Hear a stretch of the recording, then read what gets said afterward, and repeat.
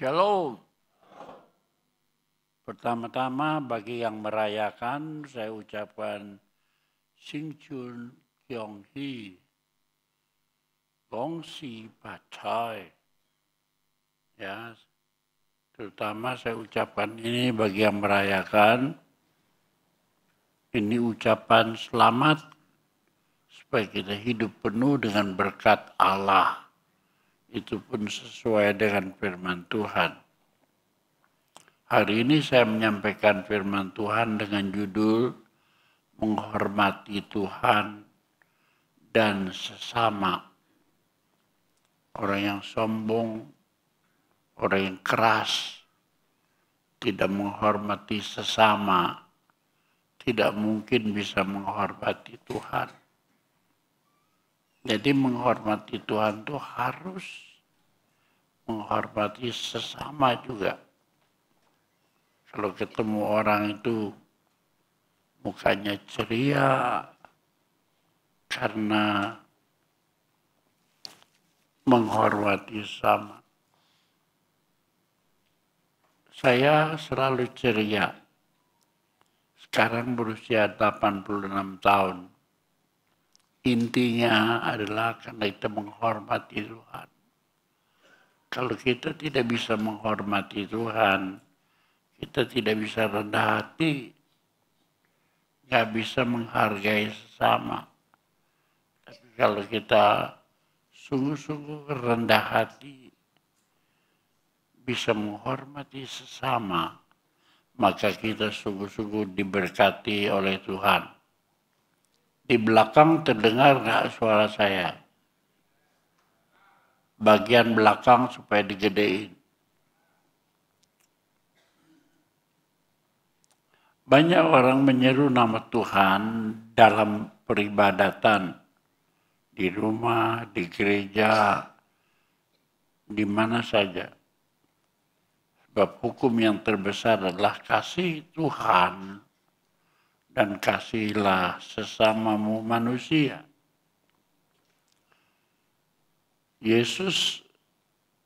Jawab Yesus kepadanya, kasihilah Tuhan Allahmu dengan segenap hati, segenap jiwa, segenap akal budi. Jadi kepada Tuhan itu harus segenap. Jangan ada alasan, wah saya nggak bisa ke gereja karena telat ngirim barang. Ini segenap itu harus dipahami secara mendalam. Apa saja kita tinggalkan. Begitu juga kalau kita mau ke gereja. Jangan ada yang begadang sampai malam. Itu namanya kita tidak mempersiapkan diri. Tidak dengan segenap hati beribadat kepada Tuhan. Harus ada persiapan untuk menghormati Dia yang kita hormati.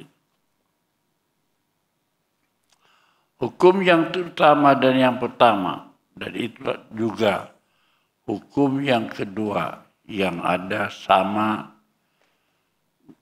kasihilah sesamamu manusia seperti dirimu sendiri. Ini kedengarannya berat ya. Kalau mengasihi sama manusia sih gampang. Tapi mengasihi sama manusia seperti mengasihi dirimu sendiri itu tidak mudah. Kecuali dipimpin oleh firman dan Roh Kudus. Jadi orang yang tidak dipimpin oleh firman dan Roh Kudus tidak mungkin, impossible untuk memenuhi firman Tuhan ini. Sebab menghormati Tuhan itu adalah satu sikap hati yang sangat mendalam. Bukan sekedar hidup keagamaan yang tampak saja. Di mana-mana orang ada di rumah ibadat. Agama apa saja sujud. Bahkan sujud jengkang-jengking. Kalau kita sih duduk aja. Kalau zaman dulu saya masih muda di gereja Bethel, Injil Sepenuh, gereja Pentakosta. Kebaktian itu bersujud, berlutut loh. Menghadap ke sana, kursi itu tempat bersujud. Sujud. Sekarang orang duduk kayak tuan-tuan gitu. Mendengarkan firman Tuhan. Banyak orang melakukan karena kebiasaan. Ada di dalam setiap agama. Manusia itu bukan makhluk yang mempunyai tubuh badan saja, tetapi juga mempunyai jiwa dan roh. Ya. Tubuh manusia itu merasakan kepada diri sendiri, misalnya mengasihi diri, menyayangi diri. Dengan jiwa, manusia itu merasakan kasih kepada sesama orang lain. Tapi dengan roh, manusia itu memberi dan merasakan kasih kepada Tuhan. Jadi kalau kita bicara soal roh, itu supaya kita mempunyai hati ke atas. Coba lihat, itu hati kita, jantung hati kita itu. Ya, liver itu pusat kehidupan. Makanya kita, aduh, kalau sedih kita, kalau senang kita pegang hati kita. Karena memang pusat kehidupan kita itu ada di hati. Sebab itu firman Tuhan berkata, jagalah hatimu dengan segala kewaspadaan, karena dari dalamnya terpancar kehidupan. Amsal pasal 4 ayat 23. Jadi jangan hidup pura-pura wajah jadi baik, bagus-bagus, tapi hatinya penuh dengan kepura-puraan. Orang yang pura-pura itu luarnya tidak sama dalamnya. Kita harus pakai hati. Orang yang pakai hati itu beruntung. Saya sudah jalani segala sesuatu saya pakai hati. Umur saya udah tua. Tapi karena saya pakai hati, nggak ada masalah di dalamnya. Nggak ada kesombongan. Kuncinya rendah hati. Kalau depan orang lain, belakang orang lain, itu nggak bisa. Nggak bisa panjang umur. Orang yang mendua hati itu pendek umur, lekas mati. Siapa di sini berbisnis, rugi terus. Buka perusahaan nggak maju. Periksa hatimu. Benar nggak di hadapan Tuhan? Sebab terpancar kehidupan itu dari hati. Jadi kalau tidak dari hati, matilah bisnismu, matilah keluargamu, matilah hubunganmu. Jadi tidak sejahtera dalam keluarga.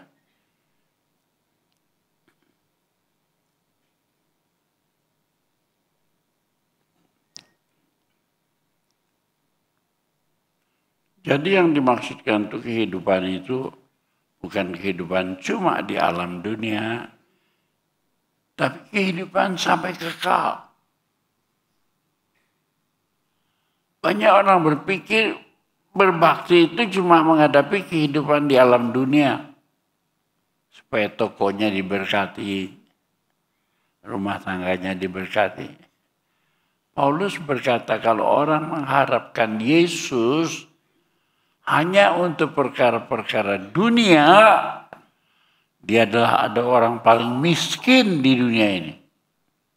Ngapain kita mengharapkan Yesus untuk perkara-perkara dunia saja? Sebab itu kita mau supaya kita ini diberkati panjang umur, seperti yang dicatat dalam Alkitab, ya Adam usianya panjang, 900 tahun, Metusalah 969 tahun. Tapi Alkitab juga mencatat manusia itu umurnya 120 tahun. Itu tercatat dalam Kejadian 6 ayat 3. Ya, 120 tahun. Jadi saya berpikir umur saya tidak 70, tidak 80, itu tercatat dalam Mazmur pasal 90 ayat 10.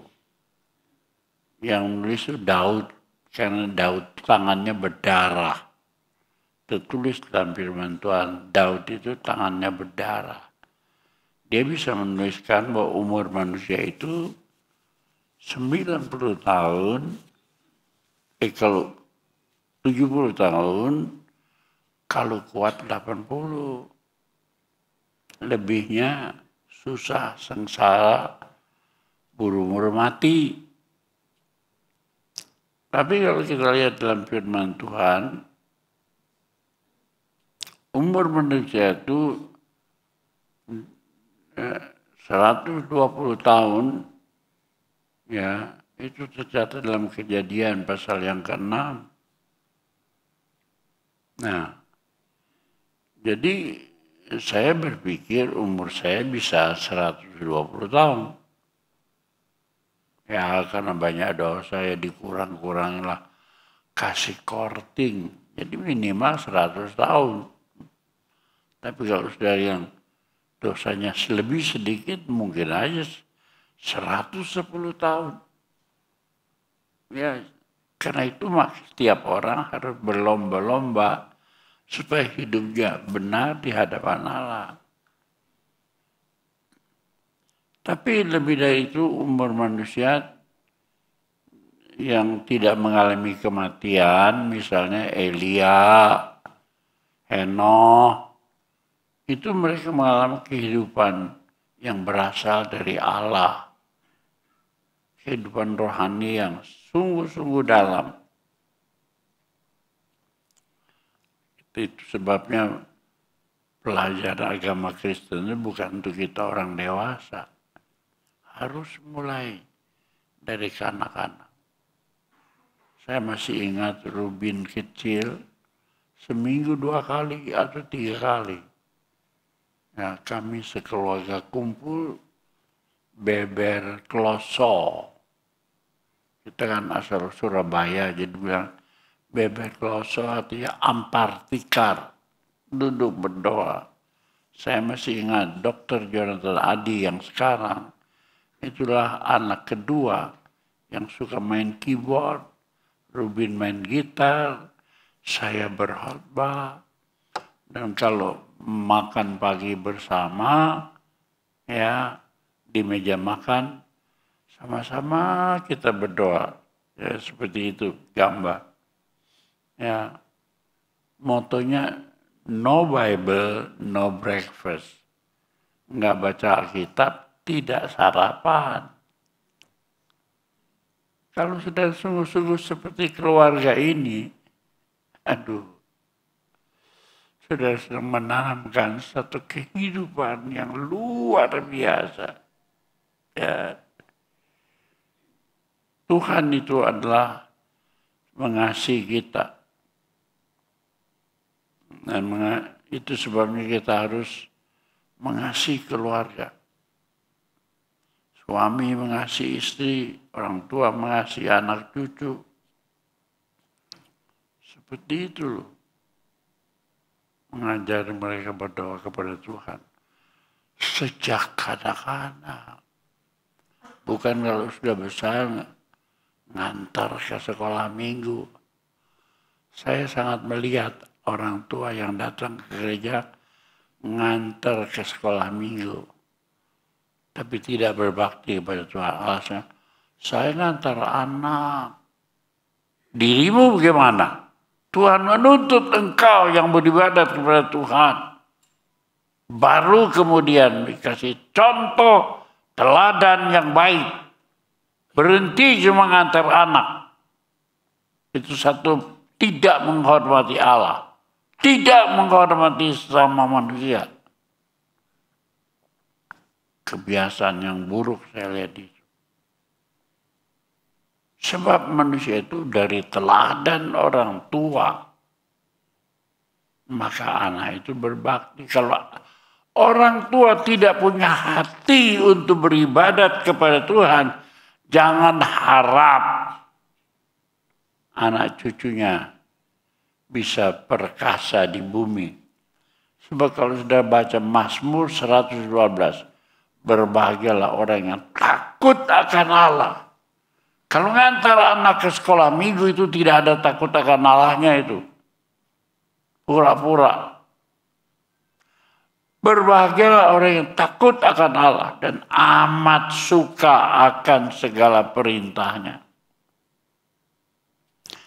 Angkatan orang benar ini diberkati. Ya. Dalam gelap terbit terang. Perkasa ada cucu orang demikian. Kebajikan akan kekal selamanya. Jadi Tuhan bilang, Mazmur 112 ya, berbahagialah orang yang takut akan Tuhan, bukan ngantar anak. Dirimu sendiri harus hormat, takut akan Tuhan. Sia-sia kau ngantar anak ke sekolah minggu. Enggak akan Tuhan menghargai itu. Dan membuat keluargamu sejahtera dan baik. Ya. Tapi kau harus menjadi teladan. Menghormati dan mengasihi itu seiring bersama. Jadi kalau orang menghormati, maka orang harus mengasihi. Suami istri sebaliknya. Kalau istri ingin dikasihi oleh suaminya, hormati Tuhan secara mendalam. Saya ini orang berbahagia. 86 tahun. Tiap malam saya bisa peluk istri saya. Ingat loh, 86 tahun. Cium dia. Sudah bisa melakukan itu? Tidak mungkin kalau saudara tidak menghormati Tuhan. Kalau aku menghormati Tuhan, aku rasa istriku itu anugerah Allah yang bisa mendampingku sampai tua. Siapa yang bisa mendampingi dengan rela? Dia 81, aku 86. Setia dia. Karena aku menghormati Tuhan, Tuhan kasih itu dari surga. Siapa di sini yang suami istri tidak hangat lagi? Tidak hot lagi. Periksa dirimu. Apakah engkau ini menyebutkan orang yang mengasihi Tuhan? Kalau kau mengasihi Tuhan dengan segenap hatimu, pasti kau mengasihi sesamamu, terutama istrimu, keluargamu, anak cucumu. Pasti. Jangan asal-asalan. Banyak orang hidup tuh asal-asalan. Nggak ada hotnya. Nanti keturunanmu kurang hot. Saya lagi mikirin ya. Orang-orang yang kurang hot. Suruh kawin juga nggak mau. Di Kalimantan Barat, saya pendetanya saya suruh kawin nggak mau kawin. Curiga saya ini, waduh. Kalau ada Pak jarum suntik, suntik aja supaya punya gairah kawin. Sebab kupikir orang yang tidak berani kawin atau tidak mau kawin, nggak akan bisa menjadi pengembala yang baik. Akhirnya sudah sekalian sama pendeta Rubin disuruh mengundurkan diri, cari pembina yang lain. Kita nggak mau lihat orang yang setengah-setengah hati begini. Orang yang normal. orang yang hidup, orang yang bersemangat, orang yang bergairah. Karena orang-orang yang mengasihi Tuhan harus mengasihi sesama, apalagi istri dan anak-anak. Perhatikan dalam keluargamu, kalau ada anak cucumu yang tidak bergairah gitu, tidak bersemangat, tidak bisa pacaran, tanya dirimu kenapa. Dan kau harus berdoa menangis, mendoakan dia, tumpang tangan. Supaya kalau dia berhasil menghormati Allah, dia juga akan berhasil menghormati sesama manusia. Dia juga ingin mempunyai keluarga yang baik. Efesus 5 ayat 22 sampai 25, hai istri, tunduklah kepada suamimu seperti kepada Tuhan. Hai istri, baca lagi. Hai istri, tunduklah kepada suamimu seperti kepada Tuhan. Ya. Karena suami adalah kepala istri, sama seperti Kristus adalah kepala jemaat. Dialah yang menyelamatkan tubuh.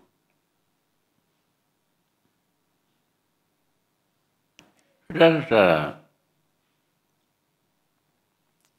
sebagaimana jemaat tunduk kepada Kristus, demikian juga istri, suami tunduk dalam segala sesuatu.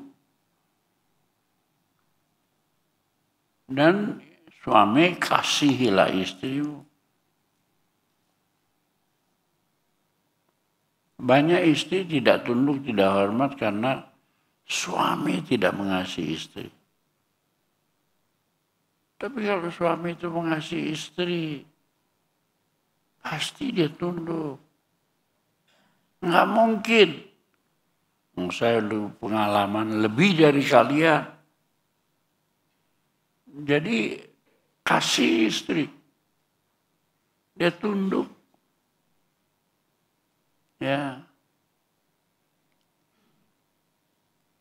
Sebagai kakek buyut, saya mengagumi kedua buyut saya, Benaya dan Nathanael. Itu masih kecil, namun ajaib karya Allah. Saya menghormati Tuhan. Saya melihat Tuhan berkarya dalam kedua buyut-buyut saya. Itu buyut yang luar biasa. Sebab saya tahu itu karya Allah, bukan cuma buyut saya. Kalau bukan Allah yang memberi kasih karunia, nggak mungkin buyut saya jadi begitu. Ya. Masih kecil, namun saya melihat keajaiban Allah dalam kehidupan mereka. Ajaib.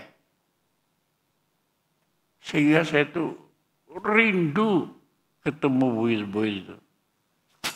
Sekalipun mereka tinggal di Jakarta, di Bandung, itu rindu sebab saya melihat Allah di dalam mereka. Karya Allah di dalam mereka. Anugerah Allah di dalam mereka. Sebab itu bukan hasil pendidikanku, bukan hasil pendidikan dari nenek moyangnya, tapi anugerah Allah. Semua karena anugerahmu diberikan kepada kita. Bukan kuat, bukan gagah, bukan kepintaran, tapi semua oleh anugerah Allah. Nah, bukan hasil karya orang tua nenek moyang, bukan inisiatif dari bawah ke atas, bukan karena kita baik menghasilkan anak cucu perkasa, enggak. Tapi karena keajaiban Allah, kemuliaan Allah, membuat anak cucu bahkan begitu itu mendatangkan sukacita. Karena nenek moyangnya takut akan Allah. Jadi saya, Rubin, Jonathan Adi, Maria, tersungkur kepada Tuhan. Oleh karena kami percaya, Allah akan menciptakan anak cucu yang perkasa, bukan hasil pendidikan. Jadi sudah pikir yang matang, bukan karena sekolah tinggi, bukan. Sekolah tinggi itu cuma akalia. Tapi hati yang perkasa itu dibentuk oleh firman Allah dan Roh Kudus. Sekali lagi, bukan karena sekolah. Sekolah itu cuma untuk akal. Tapi orang yang lincah, orang yang mantap, itu kan hati kita melekat kepada Tuhan. Jadi setiap orang tua itu bukan asal hidup. Itu namanya nggak ada visi. Nggak ada aktiviti.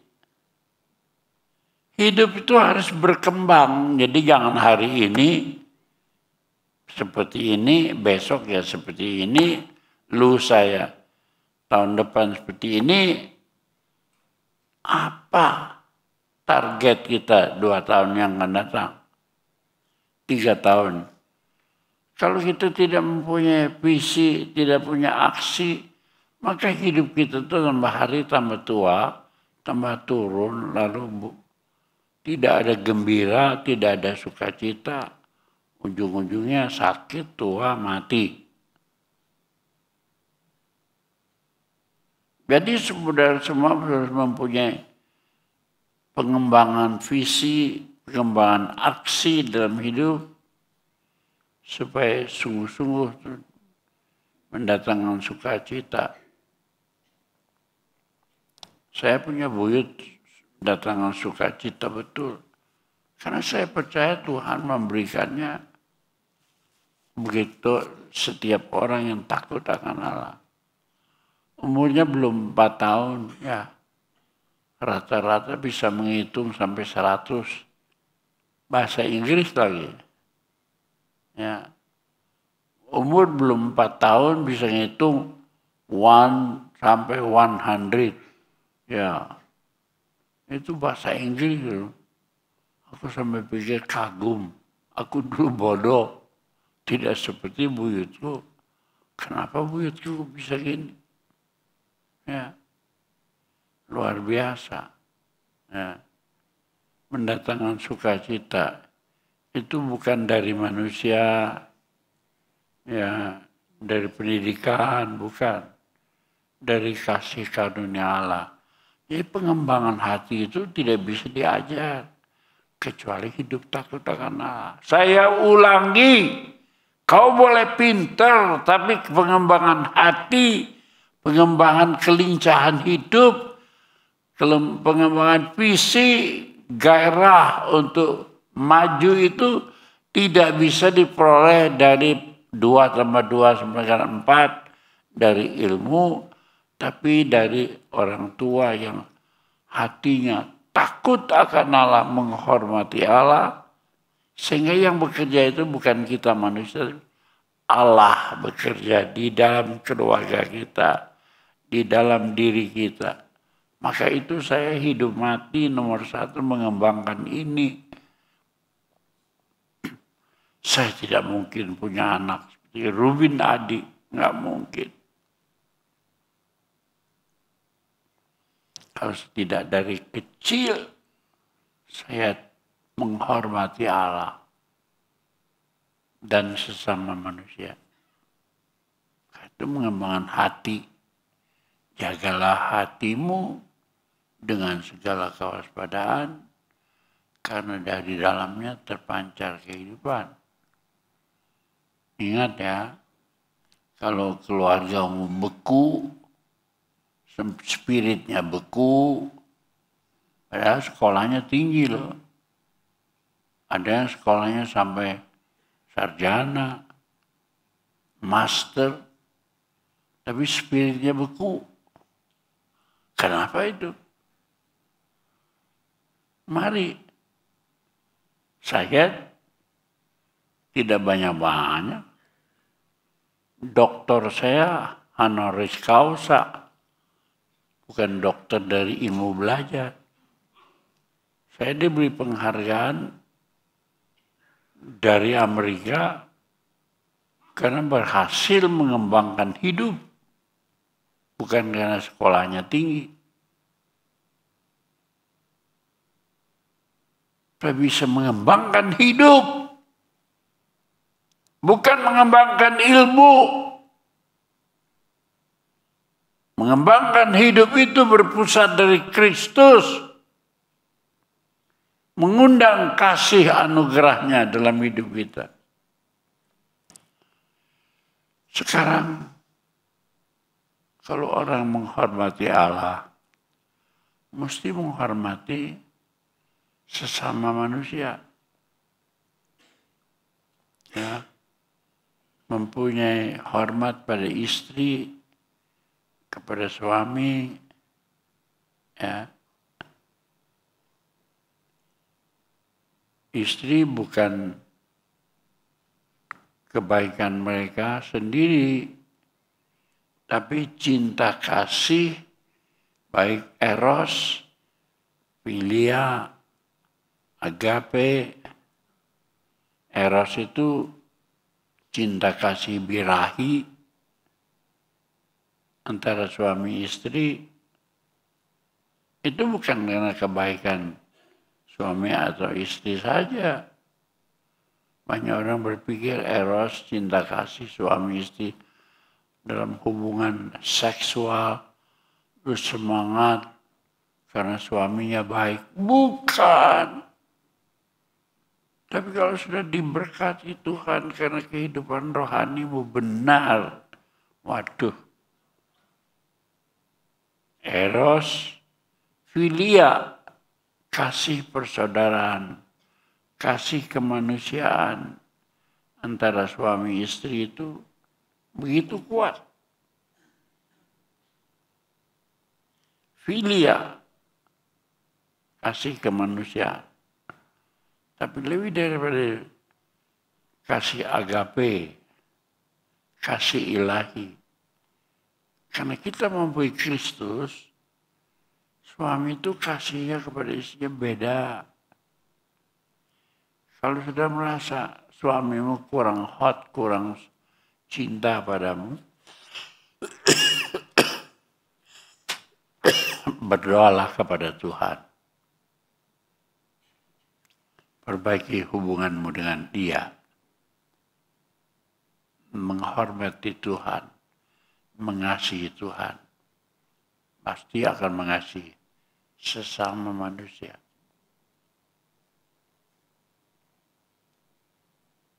Itu oleh karena kasih karunia Tuhan melalui firman dan Roh Kudus. Nah, sekarang bagaimana kita mencapai itu? Banyak orang berpikir ya cuma doa. Firman, firman. Aduh, istri saya 81 tahun. Tapi coba urusan baca gedor, ayo tanding yuk. Hebat mana? Yang 81 tahun apa yang 18 tahun? Kalau dia sudah beber meja yang gede, baca gedor, saya tuh suaminya nggak boleh ganggu. Saya juga menghormati Tuhan. Karena itu saya tidak mau ganggu dia. Baca gedornya bukan main. Gedor itu gerakan doa, ya, dan pembacaan Alkitab, ya, karena hatinya menghormati Tuhan. Coba lihat pekerjaan istri saya. Saya bukan ngomong. 81 tahun saudara nggak menang sama dia.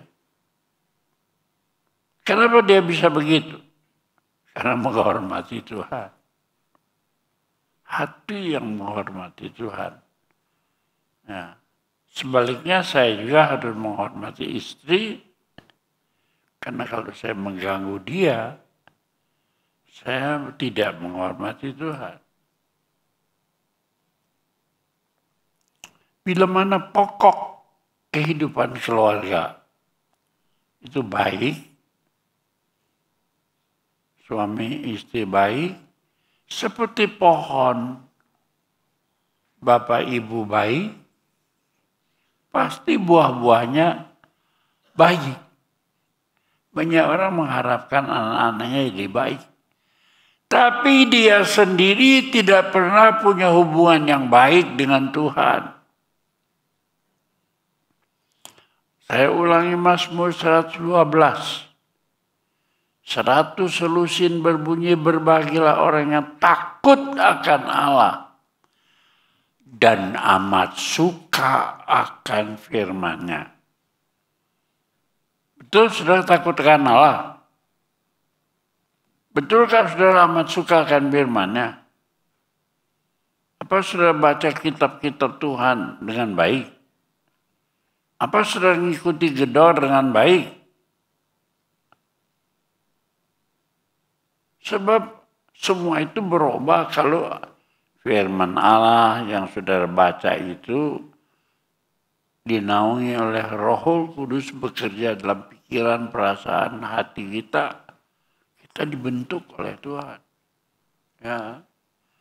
Kalau pohon kehidupan kita bagus, maka keturunan kita perkasa di bumi, perkasa secara fisik, perkasa secara mental, perkasa spiritual.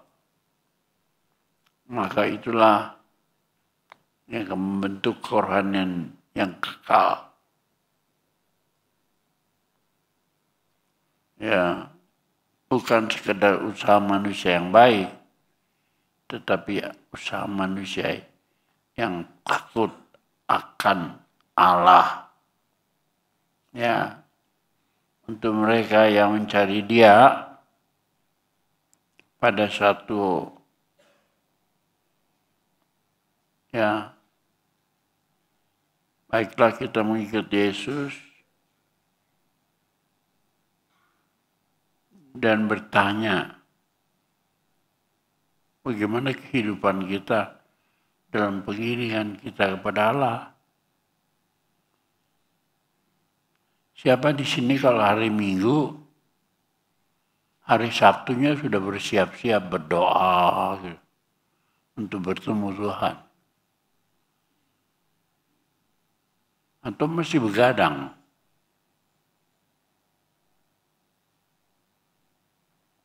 Kalau sudah demikian, sudah hidup tidak akan diberkati Tuhan. Masalah rohani kau tinggalkan. Firman Tuhan menegaskan, percayalah kepada Tuhan Yesus Kristus dan engkau akan selamat, engkau dan seisi rumahmu. Mana saudara utamakan? Percaya Tuhan Yesus, engkau dan seisi rumahmu, atau buka toko, atau masak di dapur? Mana usahamu yang terbesar? Isi perut, ataukah isi hati? Jagalah hatimu dengan segala kewaspadaan. Hal ini berarti pertobatan kita tidak hanya membawa kita kepada keselamatan, tapi juga membuat kita itu rindu untuk menjadi berkat bagi orang lain, terutama bagi keluarga, anak cucu, agar mereka itu akrab dengan Tuhan. Ingat loh, saya ini jungkir balik membuat usaha itu nomor 1. Sehingga pada satu hari saya berkhotbah keliling Indonesia dengan moto No Bible, no breakfast. Kalau tidak kita belajar membaca Alkitab sungguh-sungguh, jangan sarapan pagi. Saya mengadakan itu keliling Indonesia, terutama Jawa Timur. Pada waktu itu sudah kalian, saya mengadakan retreat ya di Jawa Timur. Dan waktu mengadakan retreat itu mengundang pemuda-pemuda di Jawa Timur, Surabaya. Dan waktu retreat itu sudah di Sarangan, Madiun. Nah, kita diganggu oleh tukang sihir, mengganggu retreat. Sarangan, Madiun. Waktu diganggu oleh tukang sihir itu, ya, 3 orang. Itu waktu itu pembina kita adalah Jeremiah Rim. Pendengar nama itu sekarang sudah almarhum. Dia berserap dalam nama Yesus. Lalu 3 tukang sihir itu jatuh. Dan waktu itulah Rubin melihat dalam usia 13 tahun. 13 tahun. Lihat peristiwa itu. Padahal dulu di atas kamarnya selalu bertulis target kebaktian kaum muda 100, target 120, target 150. Cita-citanya besar untuk menjadi pemimpin di dalam gereja Tuhan. Punya target. Tapi setelah dia melihat peristiwa itu, wah, hatinya terbakar. Dia nggak tahan. Dia masuk seminari Betel. Saya tidak suruh, saya tidak paksa. Enggak. Dia sendiri mau. Begitu juga Yosia, adik kelasnya, masuk ramai-ramai seminar Betel. Karena melihat kuasa Allah yang bekerja dalam hidup manusia. Sejak itu, kalau ada KKR di Senayan, saya tahu Senayan, tempat yang besar di Jakarta, itu yang mimpin KKR. Surabaya, Jakarta. KKR itu bernama apa ya? Jakarta buat Kristus. Puluhan ribu orang di Senayan. Yang mimpin siapa? Rubin Adi. Waduh. Tidak ada yang nyuruh. Tapi Yeremia Rim dan Rubin Adi itu satu hati. Ya, guru dan murid itu satu hati. Jakarta untuk Kristus. Ya. Satu hati, mereka itu jadi pemimpin-pemimpin. Rindu untuk menjadi berkat buat orang lain. Jadi setelah kita mengalami kasih dan pemeliharaan Tuhan, berkat dan kuasa, kita pun rindu memikirkan supaya kita menjadi berkat bagi sesama melalui kehidupan kita.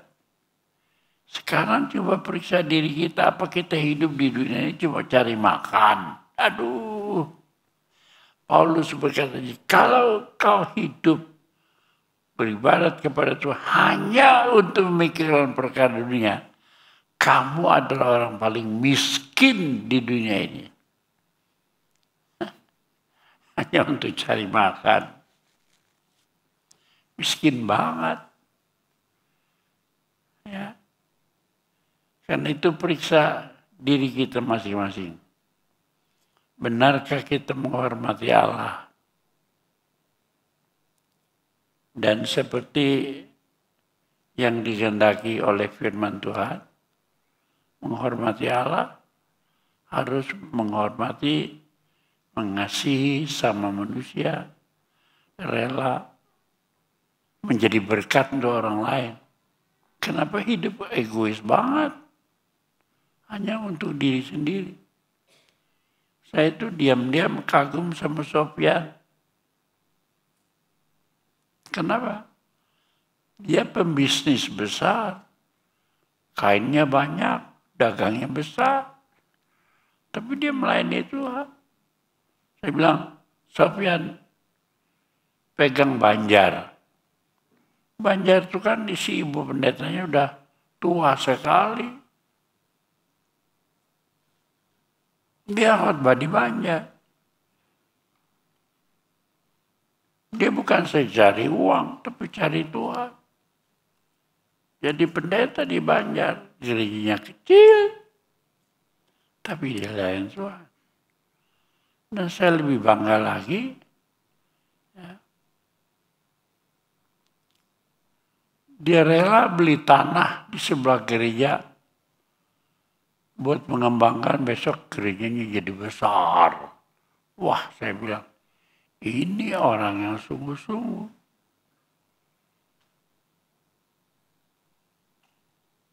Makanya tokonya bernama apa? Halo, tokonya apa? Yabes. Siapa yang hafal doa Yabes? Coba Sofyan, apa doa Yabes? Abdi, apa doa Yabes? Jangan dulu. Ini ada mikrofon di sini. Sini, datang. Ya. Doa Yabes itu begitu. Yabes itu penyakitan. Yabes itu dikira bakal lekas mati.